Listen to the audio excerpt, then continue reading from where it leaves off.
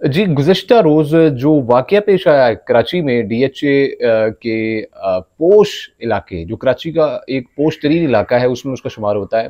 वहाँ पर एक फ्लैट में से एक लाश बरामद हुई और पता चला कि वो लाश पाकिस्तान की अदाकारा और मॉडल हैं बहुत बड़ी, उनकी लाश।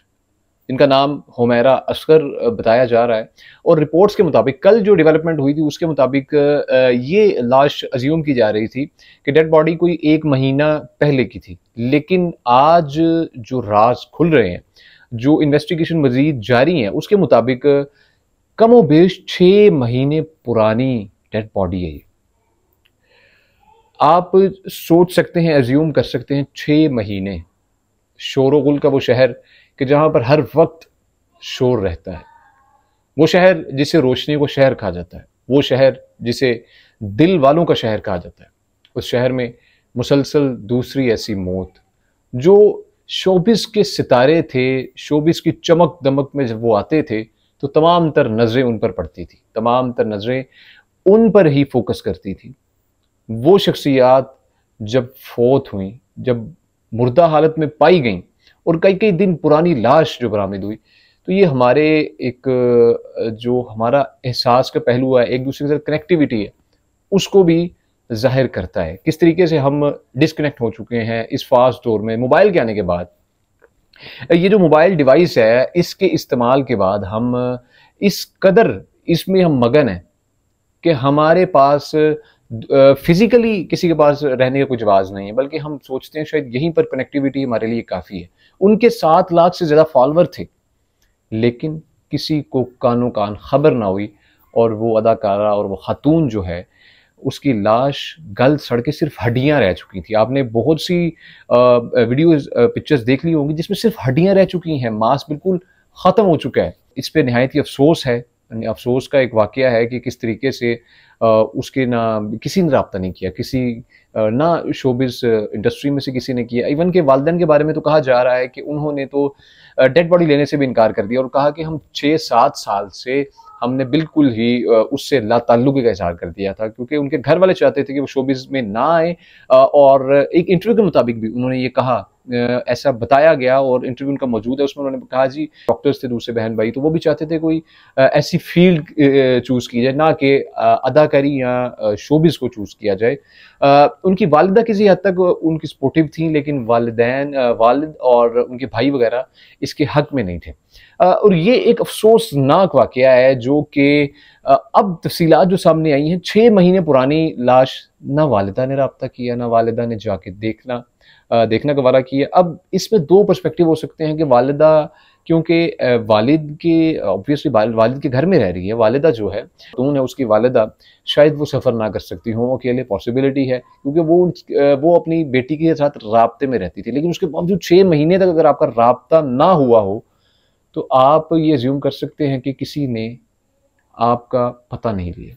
किसी ने ये जानने की कोशिश तक नहीं की कि आप किधर हैं। वो आपके 7 लाख फॉलोअर्स जो हर पोस्ट के नीचे कमेंट्स करते थे कि वाह! आपकी तो जी पोस्ट बहुत अच्छी है, आपकी पिक्चर्स बहुत अच्छी हैं, आपकी एक-एक अदा पे 100-100 वाह-वाह होती थी। लेकिन वो फॉलोअर्स ने कहाँ से आप तक रीच किया?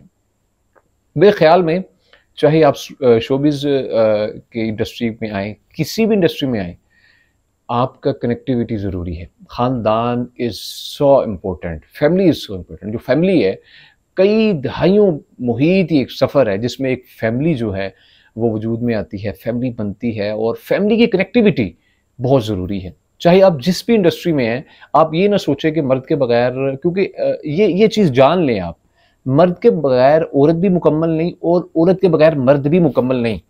आप ये नहीं कह सकते कि औरत के बगैर मर्द रह सकते हैं या मर्द के बगैर औरत रह सकती है। दोनों अल्लाह ताला ने एक दूसरे का सुकून दोनों में रख दिया।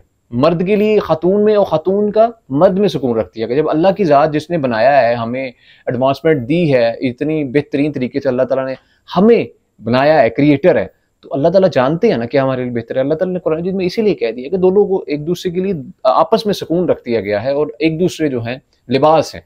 तो ख़ानदानी निज़ाम जो है, इससे जो हमें सबक मिलता है, ख़ानदानी निज़ाम बहुत इंपॉर्टेंट है कि आप ख़ानदानी निज़ाम में बंधे। दूसरा, हमें ये नहीं कहना कि यार फलाना जो है इस वक्त इतनी हाइप है इसकी और स्क्रीन्स पे इस वक्त शो हो रहा है, इंडस्ट्री में है, काश मेरी लाइफ वो हो। आप नहीं जानते कि उसके पीछे का उसका दुख क्या है, वो किन तकलीफों से गुजर रहा है, उसका डिप्रेशन क्या है, उसके खौफ क्या है, वो आप नहीं जानते। आपने सिर्फ उसकी फ्रंट जो लोगों के सामने उसकी ज़िंदगी है वो देखी, उसकी बैकएंड की ज़िंदगी नहीं देखी। आप नहीं जान सकते कि अगला किस गमी में, किस गम से, किस मुसीबत से, किस खौफ से गुजर रहा है।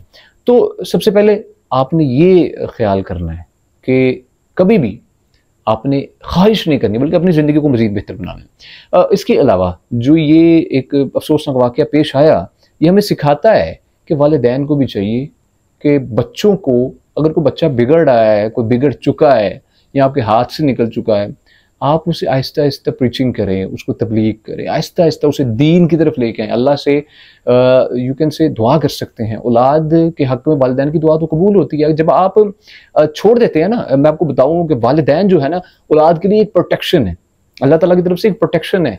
औलाद अगर किसी गलत काम की तरफ जाती है तो वालिदैन रोकते हैं। अच्छा, इसका मतलब ये नहीं है कि अगर बच्चा नहीं रुकता तो वालिदैन बोलनी चाहिए आपसे हमारा कोई ताल्लुक नहीं है। मैं किसी को जज नहीं कर रहा, लेकिन मैं आपको सिर्फ एक पॉजिटिव जो इसमें से पहलू है वो बताना चाह रहा हूँ कि जब औलाद के ऊपर से वालिदैन का जो एक प्रोटेक्शन का एक साया है वो हट जाता है ना, तो सारी नेगेटिविटी उसके ऊपर डायरेक्टली असर करती है। तमाम तर जो नेगेटिविटी है वो उस पर डायरेक्टली असरअंदाज होती है।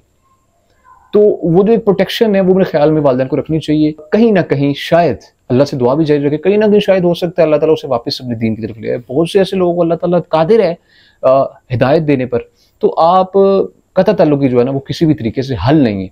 और दूसरा यही है कि आप कांटेक्ट में रहें हर एक की, अपने रिश्तेदारों से, दोस्त अहबाब से, बहन भाइयों से, क्योंकि ज़िंदगी जो अल्लाह ताला ने डिज़ाइन की है ना हमारी ज़िंदगी, आप खुद हैं, आप जो देख रहे हैं, आप सोचें कि आप जब घर की तरफ आते हैं आपको खुशी महसूस होती है। आप घर पहुंच रहे हैं, बल अजीब सी खुशी है, अजीब सा सुकून है। घर करने को कुछ नहीं है, आप सिर्फ ऑफिस से वापस घर आ रहे हैं ना, आपके घर में फैमिली है तो अजीब सा सुकून है। अगर घर में कोई भी नहीं ना तो वहशत है, जो आपको वहशत खींचती है, तन्हाई जो है आपको काटने को दौड़ती है। तो अल्लाह ताला ने हमारे अंदर फीड ही की है, कुदरती तौर पर ही अल्लाह ताला ने हमें बनाया ही, डिज़ाइन ही इस तरीके से किया कि हम ख़ानदानी निज़ाम में रहें, ख़ानदानी तौर पर बच्चों की ज़िंदगी, आगे बच्चे हैं, बच्चों के बच्चे हैं, ये तमाम तर चीज़ें जो है ना ये ख़ानदानी तौर पर अल्लाह ताला ने बनाई। तो हमें शायद ये नहीं सोचना चाहिए कि मैं पहले अपना कैरियर बनाऊँगा या बनाऊँगी, उसके बाद ख़ानदान की तरफ देखूँगी, उसके बाद मैं शादी का सोचूँगी या सोचूँगा। ये ख़ातून और मर्द दोनों के लिए, ख़वातीन और मर्द दोनों के लिए है ये, कि आप ये ना सोचें कि जी अब तो बड़ी ज़िंदगी पड़ी है, क्योंकि अभी तो आपकी लाइफ है, अभी तो आपके चर्चे हैं, अभी तो आपकी जवानी है जो आपको कहीं खड़ा नहीं होने दे रही। और आप कह रहे हैं सारी ज़िंदगी शायद ऐसे रहना, ऐसा नहीं है, सारी ज़िंदगी ऐसा नहीं रहना, बल्कि कभी ना कभी आपने जो है ये जवानी ख़त्म होनी है, उसके बाद ज़िंदगी जब शुरू होती है वो बहुत मुश्किल होती है। तन्हाई जो है इंसान को काटने को भागती है। तो मेरे ख्याल में सिर्फ यही है, हमें इस वाक़े से जो सीखने को बहुत कुछ मिल रहा है कि अपनी फैमिली के साथ कनेक्ट रहें, वालिदैन के साथ कनेक्ट रहें, वालिदैन औलाद के साथ कनेक्ट रहें, हर सूरत में उनको समझाते रहें। और जो अल्लाह ताला ने कुदरती तौर पे मर्द को औरत और औरत को मर्द के लिए जो पैदा किया है ना, ये याद रखें और इसको पकड़ें, इस चीज़ के ऊपर अमल करें। अल्लाह ताला से दुआ है कि अल्लाह ताला वो जो खातून अदा कर रहे हैं उन्हें उनके जो बश्री ख़ताएँ वो माफ़ करे और उनके लिए आसानियाँ पैदा फरमाए। अपना बहुत सा ख्याल रखिएगा। आपसे मुलाकात होगी अगली वीडियो में। अल्लाह निगहबान।